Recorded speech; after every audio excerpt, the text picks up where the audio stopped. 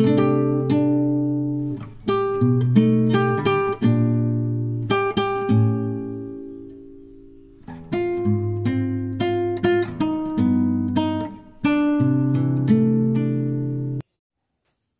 ಶ್ರೀ ಗುರುಭ್ಯೋ ನಮಃ. ಶ್ರೀಪಾದ ಚಾನೆಲ್ಗೆ ಸ್ವಾಗತ. ಇವತ್ತು ಸುವರ್ಣಗಡ್ಡೆಯನ್ನು ಬಳಸ್ಕೊಂಡು ಉಪ್ಪಿನಕಾಯಿ ಮಾಡೋದು. ಸುವರ್ಣಗಡ್ಡೆಯಲ್ಲಿ ಪಲ್ಯ ಒಂದು ಮಾಡಿದ್ದೆ, ಉಡುಪಿ ಕೃಷ್ಣ ಮಠದಲ್ಲಿ ಮಾಡೋಂಥ ಪಲ್ಯ ಮಾಡಿದ್ದೆ. ಅದನ್ನು ನೋಡಿ ಒಬ್ಬರು ಸಬ್ಸ್ಕ್ರೈಬರ್ ಒಬ್ಬರು ಕೇಳಿದರು, ಉಪ್ಪಿನಕಾಯಿ ಮಾಡಿ ತೋರಿಸಿ, ಸುವರ್ಣಗಡ್ಡೆಯಲ್ಲಿ ಉಪ್ಪಿನಕಾಯಿ ಮಾಡಿ ತೋರಿಸಿ ಅಂತ ಕೇಳಿದರು. ಅದಕ್ಕೆ ಇವತ್ತು ಮಾಡ್ತಾಯಿದ್ದೀನಿ. ಇನ್ನೊಬ್ಬರು ಕೇಳಿದರು, ಸುವರ್ಣಗಡ್ಡೆ ಹೆಚ್ಚುವಾಗೆಲ್ಲ ನವೆ ಆಗುತ್ತೆ, ತಿನ್ನುವಾಗಲೂ ನವೆ ಆಗುತ್ತೆ, ಈಚಿಂಗ್ ಸ್ಟಾರ್ಟ್ ಆಗುತ್ತೆ ಹಾಗೆ ಅಂತ. ಅದಕ್ಕೆ ನೋಡಿ, ಕಟ್ ಮಾಡುವಾಗ ಒಂದು ಗ್ಲೌಸ್ ಹಾಕ್ಕೊಂಡು ಕಟ್ ಮಾಡಿ, ನಿಮ್ಗೆ ಆಗೋದಿಲ್ಲ ಅಂದರೆ, ಅಭ್ಯಾಸ ಇಲ್ಲ ಅಂದರೆ. ಇಲ್ಲದ್ರೆ ಇಲ್ಲಿ ಎಣ್ಣೆ ಹಚ್ಕೊಳ್ಬೇಕು. ಇಲ್ಲಿ ನಮಗೆ ನಾವೇ ಬರೋದಿಲ್ಲ, ಇಚ್ಚಿಂಗ್ ಇಲ್ಲಿ ಬರೋದಿಲ್ಲ, ಈ ಜಾಗದಲ್ಲಿ ಬರೋದಿಲ್ಲ, ಇಲ್ಲಿ ಬರೋದು. ಇಲ್ಲಿಗೆ ಒಂದು ಸ್ವಲ್ಪ ಎಣ್ಣೆ ಹಚ್ಕೊಂಡು ಕಟ್ ಮಾಡ್ಬೋದು. ಮತ್ತು ಗಡ್ಡೆ ತರುವಾಗ ಸ್ವಲ್ಪ ರೆಡ್ ಕಲರಲ್ಲಿ ತರಬೇಕು, ವೈಟ್ ಇದ್ದರೆ ತರಬೇಡಿ. ಗಡ್ಡೆ ಎರಡು ಥರದ್ದು ಬರುತ್ತೆ ಇದರಲ್ಲಿ. ಈಗ ಇಲ್ಲಿ ಉಪ್ಪಿನಕಾಯಿ ಎರಡು ಥರದ್ದು ಉಪ್ಪಿನಕಾಯಿ ಮಾಡ್ತೀನಿ. ಒಂದು ಈ ಥರ ಕಟ್ ಮಾಡಿರೋದು, ಮತ್ತೊಂದು ಈ ಥರ ತುರ್ಕೊಂಡಿರೋದು. ಆಯಿತಾ? ಇದರಲ್ಲಿ ಇದನ್ನು ಗಡ್ಡೆ ತಂದು ಒಂದು ವಾರ ಹಾಗೆ ಇಟ್ಬಿಡಬೇಕು. ಹಳೆ ಗಡ್ಡೆ ಆಗಬೇಕು, ಹೊಸ ಗಡ್ಡೆ ಆಗಬಾರ್ದು. ಒಂದು ವಾರ ಆದಮೇಲೆ ಅದು ಸಿಪ್ಪೆ ಎಲ್ಲ ತೆಗೆದು ಅದನ್ನು ಕಟ್ ಮಾಡಿ, ನೀರಿನ ಅಂಶವೇ ಇರಬಾರ್ದು. ಸ್ವಲ್ಪ ಬಿಸಿಲಲ್ಲಿ ಇಟ್ಟಿದ್ದೀನಿ ನಾನು ಇದನ್ನು. ಇದು ಬಿಸಿಲಲ್ಲಿಟ್ಟೆ. ಇವತ್ತು ಬಿಸಿಲು ಕಡಿಮೆ ಇರೋದ ಕಾರಣ ಅಷ್ಟು ಇದಾಗಲಿಲ್ಲ. ಸ್ವಲ್ಪ ಫ್ರೈ ಮಾಡ್ಕೊಳ್ತೇನೆ ನಾನು, ಇದನ್ನು ಹುರ್ಕೊಳ್ತೇನೆ. ಇದನ್ನು ಎಣ್ಣೆಯಲ್ಲಿ ಕರ್ಕೊಳ್ಬೇಕು. ಇದು ನೀರಿನ ಅಂಶ ಇರಬಾರ್ದು ಅದಕ್ಕೆ. ಈಗ ಫಸ್ಟ್ ಇದನ್ನು ಹುರ್ಕೊಂಡು ಬರ್ತೇನೆ. ನೋಡಿ, ಒಲೆ ಮೇಲೆ ಇಟ್ಟಿದ್ದೀನಿ, ಅದಕ್ಕೆ ಹಾಕಿದ್ದೀನಿ. ಈಗ ಅದಕ್ಕೊಂಚೂರು ಎಣ್ಣೆ ಹಾಕ್ಕೊಳ್ಳೋಣ, ಸ್ವಲ್ಪ ಜಾಸ್ತಿ ಬೇಡ, ಒಂದು 2 ಸ್ಪೂನು ಎಣ್ಣೆ ಹಾಕ್ಕೊಳ್ಳೋಣ. ಸ್ವಲ್ಪ ಬಿಸಿ ಆದರೆ ಸಾಕು, ಯಾಕಂದರೆ ನೀರಿನ ಅಂಶ ಹೋಗಬೇಕು. ಇದು ಹುಳಿ ಜಾಸ್ತಿ ಇರಬೇಕು, ಇಲ್ಲದ್ರೆ ನವೆ ಬರುತ್ತೆ. ಅದೇ ಒಬ್ಬರು ಕೇಳಿದರು ನವೆ ಬರುತ್ತೆ ಅಂತ. ಈಗ ಕಟ್ ಮಾಡುವಾಗ ನವೆ ಬರೋಕ್ಕೆ ಏನು ಸೊಲ್ಯೂಷನ್ ಅಂತ ಹೇಳಿದೆ. ಇದು ಈಗ ಬೇಯಿಸಿದ ಮೇಲೆ ಸಹ ನವೆ ಬರುತ್ತೆ ಅಂತ ಕೇಳಿದ್ದಾರೆ. ಅದಕ್ಕೆ ಹುಳಿ ಅಂಶ ಕಡಿಮೆ ಹಾಕಿದರೆ ನವೆ ಬರುತ್ತೆ. ಈಗ ಇದು ಉಪ್ಪಿನಕಾಯಿಗೂ ಅಷ್ಟೇ, ಹುಳಿ ಬೀಳಬೇಕು, ಸರಿ ಹುಳಿ ಬೀಳಬೇಕು. ಮತ್ತು ಸ್ವಲ್ಪ ದಿವಸ ಇಡಬೇಕು, ಒಂದು 2-3 ದಿವಸ ಇಟ್ಟು ತಿನ್ನಬೇಕು. ಮಾಡಿದ ದಿನವೇ ತಿಂದರೆ ಸ್ವಲ್ಪ ನವೆ ಬರುತ್ತೆ ಇದು ಉಪ್ಪಿನಕಾಯಿ ಕೂಡ. ಸೊ ಅದಕ್ಕೆ ವಿಡಿಯೋ ಸ್ಕಿಪ್ ಮಾಡ್ದಿರ ನೋಡಿ, ಆಗ ಸ್ಟೆಪ್ ಬೈ ಸ್ಟೆಪ್ ಕರೆಕ್ಟ್ ಗೊತ್ತಾಗುತ್ತೆ. ವಿಡಿಯೋ ಸ್ಕಿಪ್ ಮಾಡಬೇಡಿ ನೋಡಿ. ಈ ಥರ ಸ್ವಲ್ಪ ಬಿಸಿ ಮಾಡಿ ತರ್ತೀನಿ ನಾನು. ನೋಡಿ, ಹೀಗೆ ಸ್ವಲ್ಪ ಹುರಿದು ತಂದಿದ್ದೀನಿ ಸೈಡ್ ಗಿಡನ. ಈಗ ಕಟ್ ಮಾಡಿದ್ದೀವಲ್ಲ, ಅದನ್ನು ಸ್ವಲ್ಪನೇ ಹಾಕಿ ಎಣ್ಣೆಲಿ, ನೀವು ಬೇಕಾದ್ರೆ ದೊಡ್ಡ ಬಾಣಲೆ ಇಟ್ಕೊಂಡು ಒಂದೇ ಸಲ ಕರೀರಿ. ನಾನು ಸ್ವಲ್ಪನೇ ಎಣ್ಣೆ ಇಟ್ಟು ಕರಿದೀತಾ ಇದ್ದೀನಿ. ಸ್ವಲ್ಪನೇ ಹಾಕ್ಕೊಂಡು ನಾನು ಕರಿತಾ ಇದ್ದೀನಿ. ಹೀಗೆ ಎಣ್ಣೆಲಿ ಕರೆದು ತೊಗೊಳ್ಬೇಕು.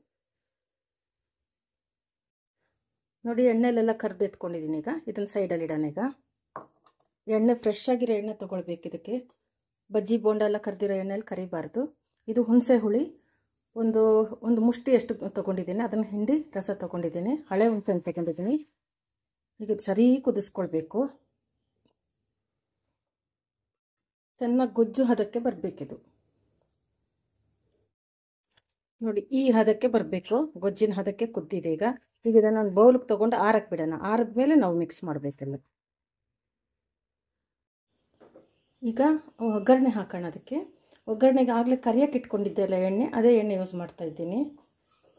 ಈಗ ಎಣ್ಣೆ ಕಾದಿದೆ, ಸಾಸಿವೆ ಹಾಕೋಣ. ಪಟಪಟ ಅಂತ ಇದೆ. ಈಗ ಒಂದೇ ಒಂದು ಮೆಣಸಿನ್ಕಾಯಿ ಹಾಕಿದ್ದೀನಿ, ಮತ್ತು ಸ್ವಲ್ಪ ಅರಿಶಿನ,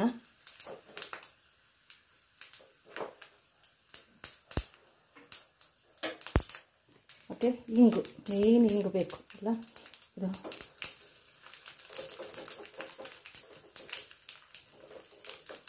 ಇಂಗು. ಈಗ ಸ್ಟವ್ ಆಫ್ ಮಾಡಿಬಿಡೋಣ.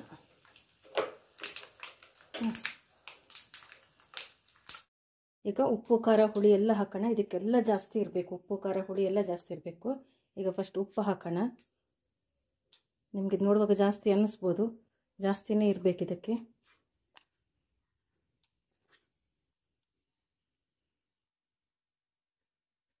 ಮತ್ತು ಆಗ ಹುಣಸೆ ಗೊಜ್ಜು ಮಾಡಿದ್ವಲ್ಲ ಅದು.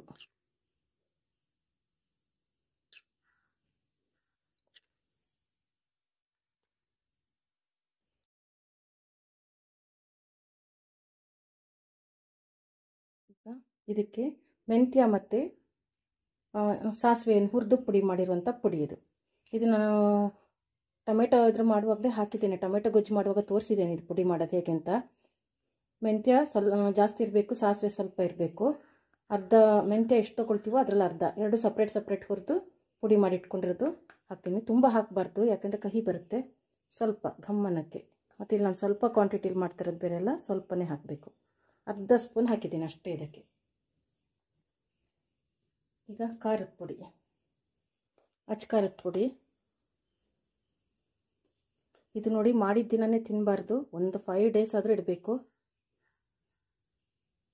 ಇದಕ್ಕೆ ಎರಡಕ್ಕೂ 2 ಸ್ಪೂನ್ ಹಾಕಿದ್ದೀನಿ.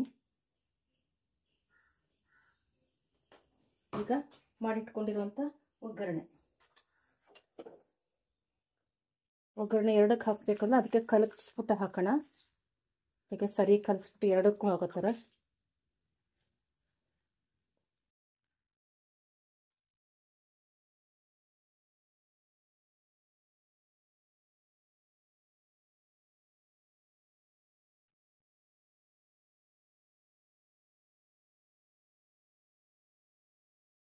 ನೋಡಿ, ಇದು ಯಾವ ಸ್ಟೆಪ್ಪನ್ನು ಮಿಸ್ ಮಾಡ್ದಿರ ಕರೆಕ್ಟಾಗಿ ಮಾಡಬೇಕು, ಇಲ್ಲರೆ ಈಚಿಂಗ್ ಶುರು ಆಗುತ್ತೆ.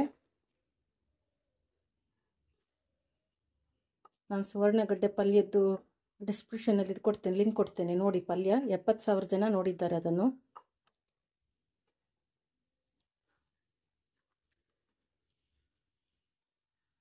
ಇದನ್ನು ಗಾಜಿನ ಡಬ್ಬಿಯಲ್ಲಿ ಹಾಕಿಡಬೇಕು.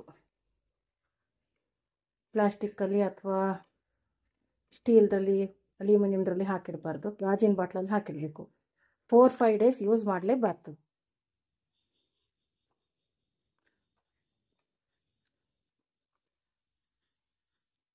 ನೋಡಿ, ಸರಿ ಕಲಸಿ ಅದಕ್ಕೆ ಹುಳಿ ಹತ್ತಬೇಕು, ಇಲ್ಲದ್ರೆ ನಾವೇ ಶುರುವಾಗುತ್ತೆ. ಸರಿ ಇದರಲ್ಲಿ ಹಾಕಿರುವಂಥ ಹುಳಿ ಎಲ್ಲ ಹಿಡಿಬೇಕು, ಅದಕ್ಕೆ ಉಪ್ಪು ಹುಳಿ ಎಲ್ಲ ಹಿಡಿಬೇಕು. ಆಮೇಲೆ ಯೂಸ್ ಮಾಡೋಕ್ಕೆ ಸರಿಯಾಗಿರೋದು. ನೋಡಿ, ನಾವು ನಮ್ಮ ಮೇಲಿನ ದೇಹವನ್ನು ಕ್ಲೀನಾಗಿ ಇಟ್ಕೊಳ್ತೀವಿ, ಮನೆ ಕ್ಲೀನಾಗಿ ಇಟ್ಕೊಳ್ತೀವಿ, ಕಾರ್ ಕ್ಲೀನಾಗಿ ಇಟ್ಕೊಳ್ತೀವಿ. ಆದರೆ ಹೊಟ್ಟೆ ಒಳಗೆ ನಾವು ನೋಡೋಕ್ಕೆ ಹೋಗೋದಿಲ್ಲ, ಯಾಕೆಂದರೆ ಅದು ಕಾಣೋದಿಲ್ಲ. ಸೊ ಇದು ತಿನ್ನುವಾಗ ನಮಗೆ ಹೊಟ್ಟೆ ಎಲ್ಲ ಕ್ಲೀನ್ ಆಗುತ್ತೆ, ಮೋಷನ್ ಎಲ್ಲ ಚೆನ್ನಾಗಾಗಿ ಹೊಟ್ಟೆ ಎಲ್ಲ ಕ್ಲೀನ್ ಆಗುತ್ತೆ. ಸೊ ಉಪ್ಪಿನಕಾಯಿ ಮಾಡಿ ನೋಡಿ ಹೇಗಿದೆ ಅಂತ ತಿಳಿಸಿ ಕಮೆಂಟ್ಸಲ್ಲಿ. ನೋಡಿ, ಶೇರ್ ಮಾಡಿ, ಸಬ್ಸ್ಕ್ರೈಬ್ ಮಾಡಿ. 2 ಥರ ಉಪ್ಪಿನಕಾಯಿನೂ ಮಾಡ್ಬೋದು, 2 ಥರ. ನೋಡಿ, ಹೀಗೆ ಬೇಕಾದರೆ ಹೀಗೆ ಮಾಡ್ಕೊಳ್ಳಿ, ಹೀಗೆ ಬೇಕಾದರೆ ಹೀಗೂ ಮಾಡ್ಕೊಳ್ಳಿ. ಹೇಗಿದೆ ಅಂತ ತಿಳಿಸಿ. Thank you.